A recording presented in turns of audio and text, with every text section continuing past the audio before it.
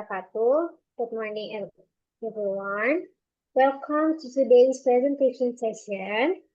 Today, our group 2 will be presenting the topic assessing speaking, which is part of language assessment. Before we begin, let us introduce ourselves. My name is Nisina Fatiawiyah as the moderator and the fourth presenter. My name is Sofia Fitri Mahmuda. I'm first presenter. My name is Kenecha Shaktanani, second presenter. My name is Rizka Rahmadani, the third presenter.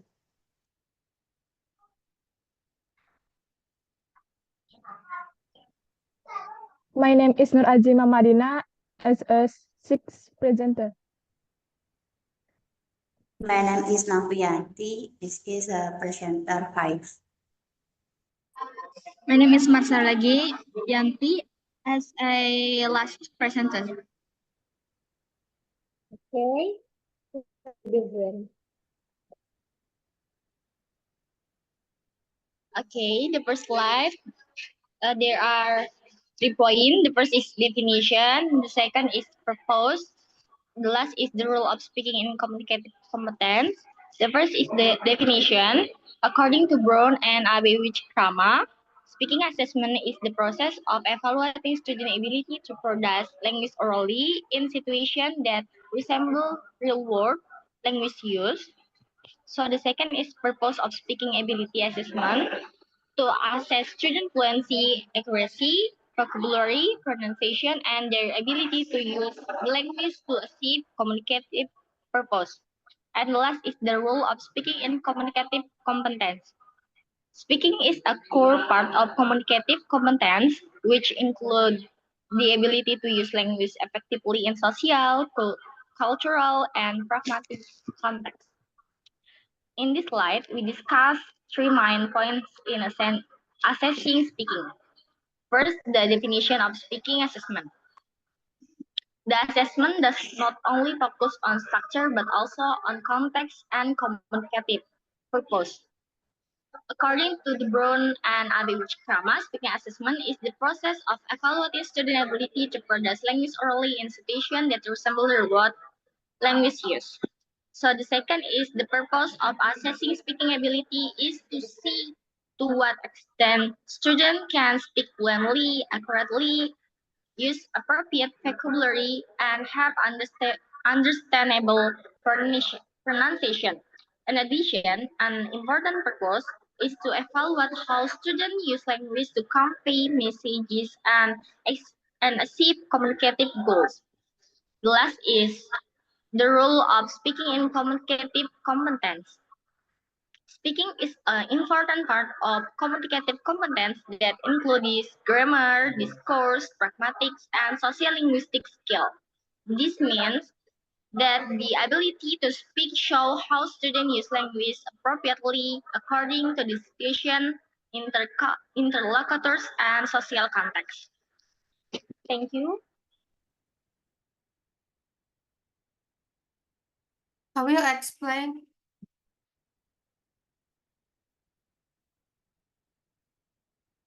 Okay, I will explain about competence of speaking ability. The first is fluency. Fluency refers to the ability to speak smoothly and continuously without unnecessary pauses or hesitation. It means that speaker can produce language easily while keeping a reasonable pitch. A fluent speaker can keep the conversation going, use appropriate fillers like or well, and stay clear even when facing small difficulties. Basically, fluencies show the speaker's ability to express meaning in real time without constantly thinking about grammar structures or searching for words. Second, we have accuracy. Accuracy involves the correct use of language elements, including grammar, vocabulary, and pronunciation. It shows how well a speaker follows the rules of the target language. An accurate speaker has good control over grammar structures, uses vocabulary correctly in context, and produce clear pronunciation. While making some mistake is natural, accuracy reflects the speaker ability to minimize errors. High accuracy ensures that the message is delivered clearly without confusion or misunderstanding caused by language mistake. The third is pronunciation. Pronunciation covers the production of individual sounds, stress patterns, rhythm, and intonation in speech. This includes segmental features like consonant and vowels, as well as suprasegmental features like word stress and sentence stress. Good pronunciation makes speech understandable to listener and help effective communication. It's more just than producing correct sounds. Speakers must also master the rhythm and melody of the language to sound natural. While perfect native-like pronunciation may not always be necessary, achieving understandable pronunciation is essential for successful communication. The third is vocabulary. Vocabulary refers to the range and appropriateness of words that a speaker can use in communication. It includes knowledge of individual word and fixed phrases or idioms commonly used in the language. A speaker with a strong vocabulary skills can express ideas precisely, use synonyms to avoid repetition, and choose words that match the formality level and context of the situation. So it's not just about knowing many words, but also understanding their meanings, combination, and appropriate context. Rich vocabulary allows speakers to express detailed meanings and participate in various conversations about different topics. The fifth, we have grammar. Grammar involves the knowledge and correct use of structural rules that determine how words are combined to form meaningful sentence. This includes verb tenses, sentence structure, word order, subject first agreement, and proper use of articles and preposition. Strong grammar competence allows speakers to build complex and varied sentence patterns. Strong grammar competence allows speakers to build complex and varied sentence patterns, express time relationship, and deliver precise meanings. Although perfect grammar may not always be essential for basic communication, solid grammar understanding is crucial for expressing complex ideas, avoiding confusion, and showing language proficiency at higher levels. And the last is interactional competence. Interactional competence refers to the ability to manage and participate effectively in conversation and spoken interactions. This includes skills such as turn talking, knowing when to speak and when to listen, responding appropriately to others' contribution, starting new topic, keeping conversation going, and facing communication problems. People with strong intellectual competence can read social signal, adjust their language to different contexts and audience, use appropriate conversation strategies, and work with others to achieve mutual understanding. This competence emphasizes that communication is both together speakers actively engage with their conversation partners to create meaningful dialogue. The next material will be explained by Rizka. Okay. The next material is type of speaking assessment. The first is imitative. Students simply imitate or repeat words, phrase, or sentence spoke by the teacher or record voice. Focus on pronunciation and intonation. Example, repeat after me. And the second is intensive. Assessment to check small parts of speaking ability. Focus more on accuracy. Short speaking tests that focus on accuracy. Example, reading aloud, minimal points, sentence completion. And the third is responsive. Student gives short answers in the context of real communication. There is already simple interaction. For example, is Q&A, giving brief opinions, focus on basic communication. And then next, interactive assessment with longer interaction, such as conversation, role plays, or discussion. Example include interview, role playing, pair work, and discussion. Focus on taking turns speaking, responding, and negotiating meaning. And the last is extensive. Students speaking for a long time independently without direct interaction. Example include storytelling, speech, and presentation. Focus on fluency, organization, and clarity. Thank you.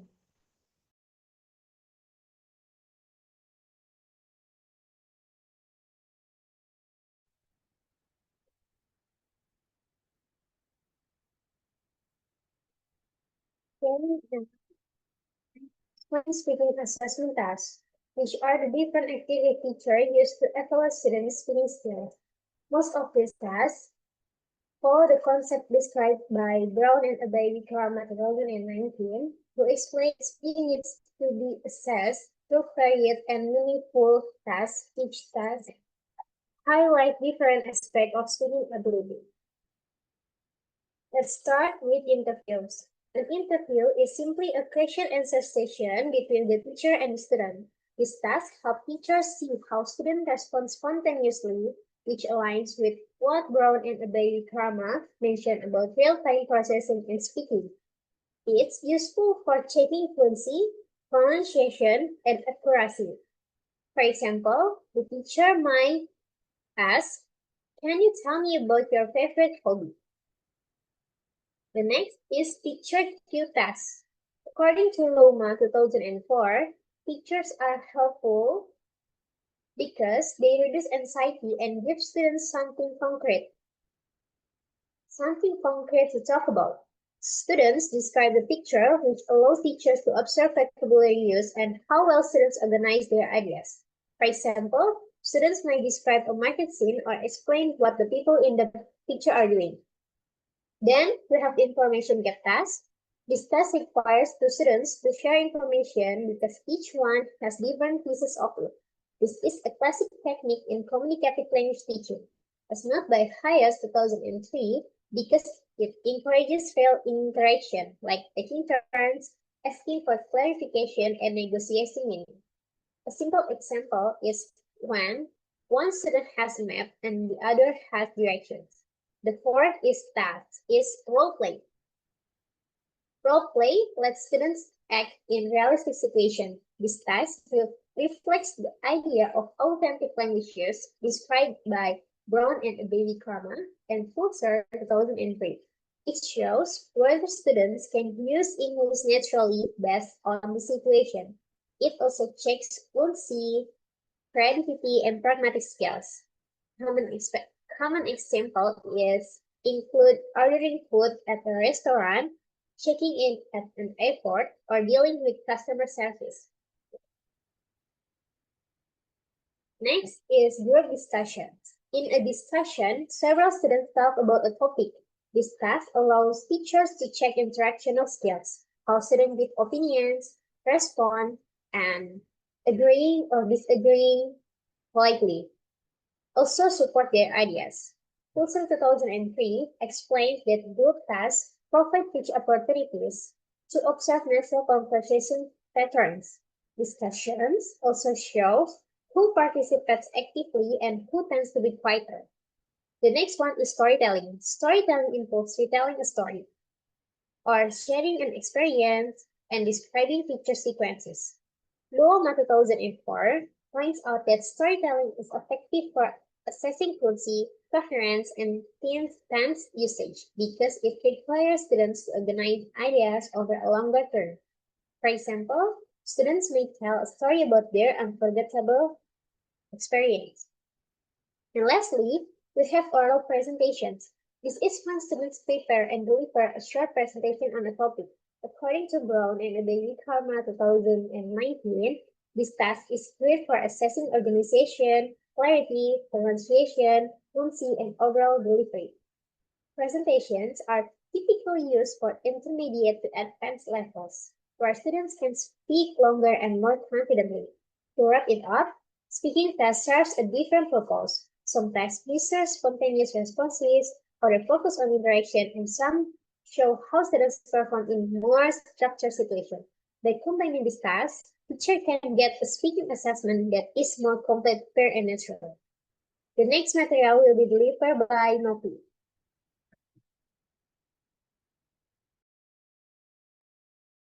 Okay, thank you, Ms. Dina. Let's begin by looking at the two fundamental approaches to scoring. Two scoring approach, analytic and hostility. When accessing student profiles, we generally choose between two primary scoring approach, depending one we want to achieve. Analysis scoring. On the left, we have analytic scoring. Think of this as the written surgical approach. It requires us to break down the student work into several specific measurable criteria. For example, in a speaking assessment, we don't just give one score. We score separately for pronoun, and grammar. The major dipstick here is that it provides the diagnostic and the back student now actually which are the excel in which areas need improvement. Facility is scoring. On the right, we have facility scoring. This is big features approach the writer is single overall score based on the general impression of the work's quality. This method is faster and more efficient, making it ideal for large scale experiments such as standardized tests, where speed and skill final judgment are the priorities. Next, now that we know the approach, let's look the tools the defines the measurement routine search and descriptor. Rating scale description. Rating scale are the backbone of structure scoring. They are the instrument we use to measure the degree of quality Instead of simple saying a student is good as can the level like 4 out of 5 to specific criterion. These tools are essential because the convert or subject qualitative observation into objective quantitative data. Import of descriptor. They key to a good writing cell in the descriptor. These are the written definition that explain exactly what promise looks like at each score level. For instance, what's part of good score from higher score. Having clear description is what helps maintain objectivity and consistency across all reference. Next slide. That's what this look like in practice with a sample rubric example. Example analysis rubric. Here is a small sample analysis rubric tailored for a linguist assessment where we have three main aspects: truth, pronoun, and vocabulary. We are using a 3-point self profile and good. Highlighting the table context focus one row, note how each score level corresponds to a free descriptor. For example, for instance, a student scoring 1 or 4 is this descriptive. Observing front station and stopping speed is copy. In contrast, a 3 good score meets they speak somewhat with minimal natural excitation. Thank you. The next material is key principle in assessing speaking. There are 5 key principles in speaking assessment, and the first is validity. Validity means that the assessment truly measures the speaking skills it is supposed to measure. A valid speaking test focuses on actual communication abilities, such as fluency, pronunciation, interaction, and the ability to express ideas clearly.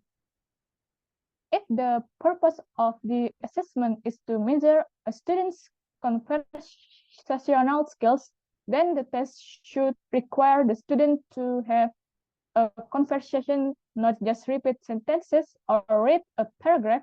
A test becomes invalid when the test does not match the learning objective. And the second is reliability. Reliability refers to the consistency of scoring.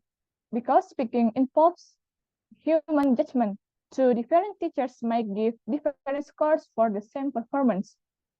For this reason, speaking assessment must be designed to reduce subjectivity.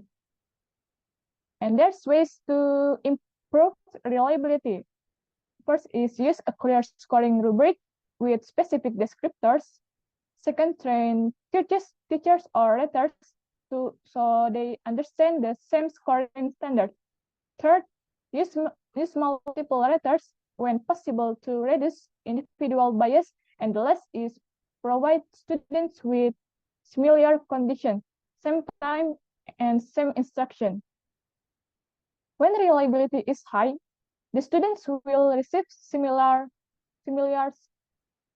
scores no matter who the writer is or when the test is given. The third is practicality.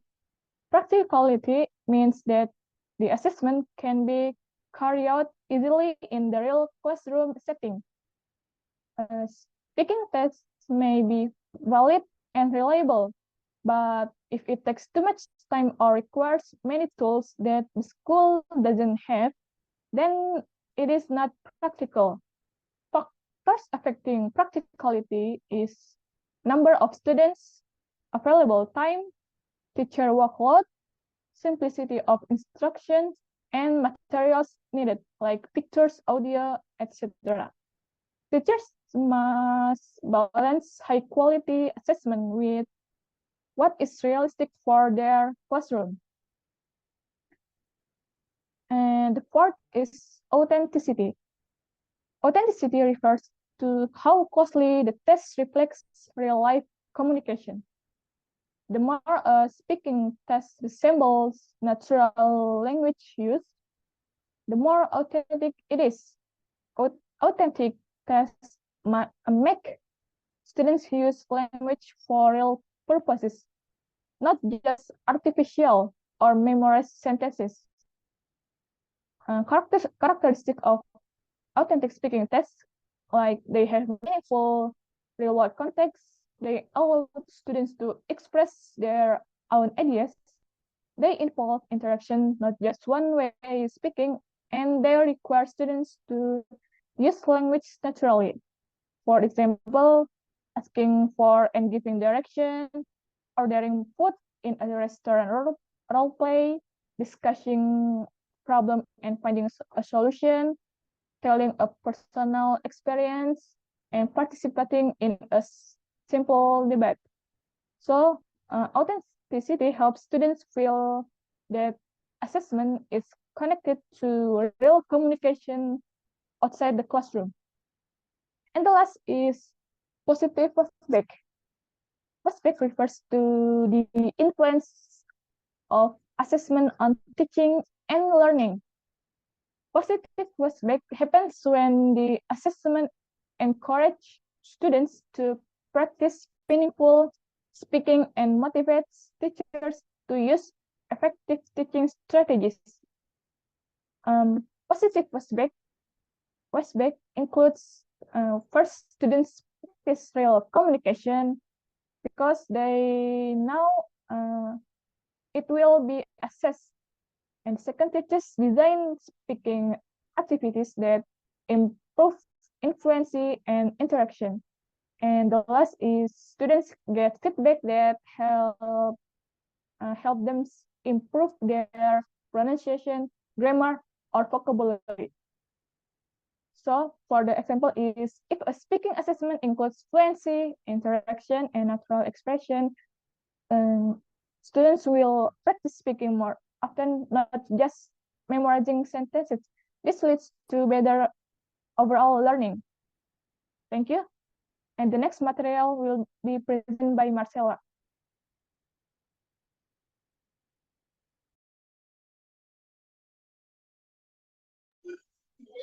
Okay, so the last material is challenges and solutions in speaking assessment. First, learner anxiety. Anxiety is one of the most significant obstacles in speaking assessment. Many learners feel afraid of making mistakes or being judged by the teacher, which causes them to hesitate, lose ideas, or speak with reduced fluency. Anxiety affects real-time performance because students focus more on their fear than on communication itself, resulting in speech that does not reflect their true ability. And for the solution, teachers can reduce anxiety by using warm-up activities such as brief pair conversation before the test. Providing planning time also helps students organize their thoughts before speaking. Creating a supportive testing environment by reassuring learners that errors are natural helps build confidence and encourage more authentic performance. The second, mother tongue interference. Learners often carry over phonological patterns from their first language, affecting pronunciation, stress, rhythm, and intonation. This interference can reduce intelligibility and make spoken output unnatural or difficult for readers to understand. It may also influence lexical choices and sentence structure, especially for beginners. So for the solution, this issue can be minimized through targeted pronunciation practice focusing on problematic sounds and suprasegmental features like stress and intonation.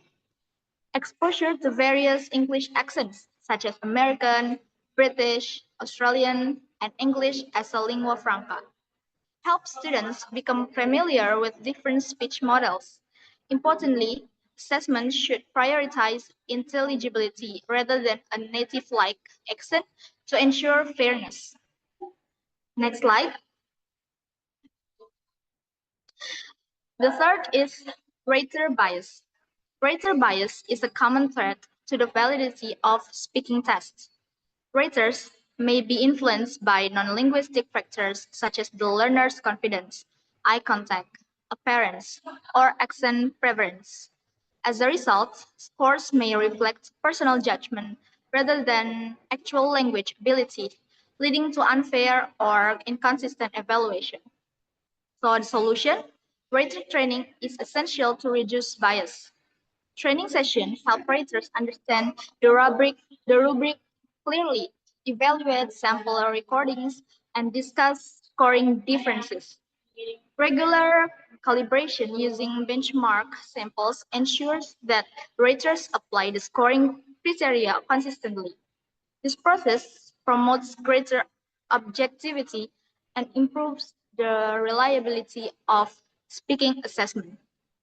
And the last, unclear or subjective rubrics. A rubric that is vague or overly general leaves too much room for interpretation. Phrases like good pronunciation or educate fluency are interpreted differently by each rater, causing inconsistency and lowering scoring reliability. Without specific descriptors, raters may rely on intuition rather than standardized criteria. And for the solution, an analytic rubric with clearly defined criteria, such as fluency, accuracy, pronunciation, vocabulary, and interactional competence, helps ensure consistent scoring. Each rating level should contain concrete description. For example, frequent pauses, frequent pauses that occasionally hinder communication or pronunciation errors that rarely affect intelligibility. Clear rubrics guide raters, reduce subjectivity, and make assessment more transparent. So, the conclusion. In summary, assessing speaking requires a clear understanding of what speaking ability involves and how it can be measured fairly and meaningfully. Effective speaking assessment looks not only at fluency, pronunciation, vocabulary, grammar, and interactional competence, but also at how well learners can use language for real communication. Using a variety of tasks such as interviews, role plays, information, gap activities, discussion, storytelling, and presentation allows teachers to capture students' strengths across different contexts. Reliable scoring methods, including analytic and holistic rubrics supported by clear descriptors, help ensure fairness and consistency. While challenges like anxiety, mother tongue interference, and rater bias may affect performance. Thoughtful task design, supportive classroom environments, and standardized scoring can reduce these obstacles. Overall, well-designed speaking assessment not only measures ability but also supports living, encourages authentic communication, and creates positive feedback for both teachers and students. Okay, thank you. Next, move to the moderator. Okay. Thank you so much for Miss Dia and for our parents for your attention and your time. We really appreciate your focus throughout the presentation. If you still have any question later, feel free to ask us. And once again, on behalf of Group 2, thank you for listening. That's all from us. Wassalamualaikum warahmatullahi wabarakatuh.